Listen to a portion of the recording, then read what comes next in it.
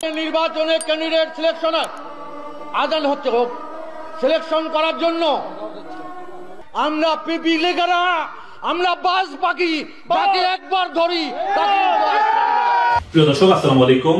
সমসাময়িক বিভিন্ন বিষয় নিয়ে আমরা সীমান্ত টিভিতে বিভিন্ন সময় কথা বলি আমাদের বিশেষ অতিথির সাথে। আজকে তেমনই একজন অতিথি আমাদের সামনে হাজির হয়েছেন, আমাদের সীমান্ত টিভির ধর্মীয় আলোচক হযরত মাওলানা মুফতি আবুল বাশার সরাইলি সাহেব। আমরা সরাসরি মুহতারামের কাছে চলে যাব প্রশ্ন উত্তর নিয়ে।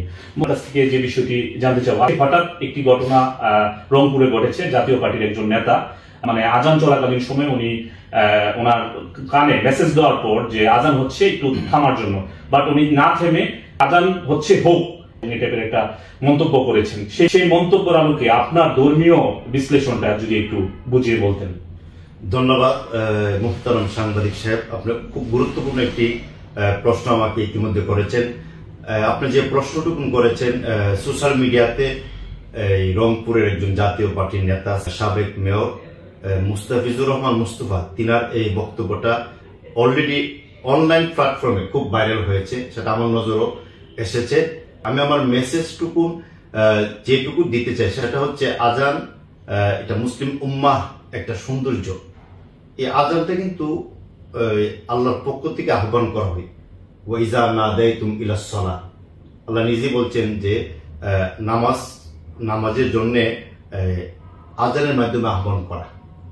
এই জন্য একটা 92% মুসলমানের এই রাষ্ট্রে আজান চলাকালীন সময় বক্তব্য দেওয়াটা এবং আজান চলছে তিনার কানে সে আওয়াজ পৌঁছানোর পরেও তিনি আজান চলছে চলুক, আজানকে হেয় প্রতিপূর্ণ করার কারণে আমি বলবো অতিবিলম্বে তিনি ক্ষমা চাইতে হবে বাংলাদেশের মুসলমানদের কাছে, জনগণের কাছে, এবং অতি দ্রুত তিনাকে তওবা করতে হবে।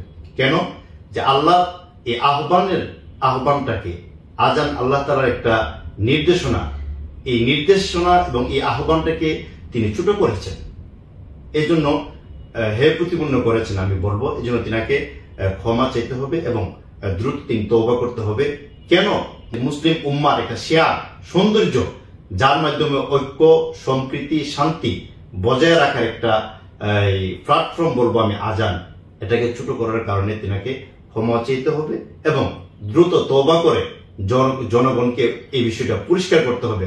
অন্যথায় বাংলাদেশের 92% মুসলমান রংপুরের সেই জাপান নেতাকে কিভাবে জবাব দিতে হবে সেটা বাংলাদেশের মুসলমানদের খুবই ভালো করে জানা আছে বলে আমি বিশ্বাস রাখি। খুবই চমৎকার বক্তব্য দিয়েছেন আমাদের ইসলামিক স্কলার জনাব মাওলানা মুফতি আবুল বাশার সরাইলি সাহেব। আমরা ওনার কাছ থেকে কিছু কুরআন হাদিসের ভিত্তিতে আজান সম্পর্কে বিভিন্ন তথ্য পেয়েছি। তো আজকের যে বিষয়গুলো নিয়ে মুস্তাফিজুর রহমান সাহেব যে বক্তব্য দিয়েছেন, আমরা প্রত্যাশা করব অতি দ্রুত ওনার বক্তব্য উনি উইথড্র করবে। তো সেই প্রত্যাশা রেখে আজকের মতো এখানে বিদায় নিচ্ছি। আল্লাহ হাফিজ।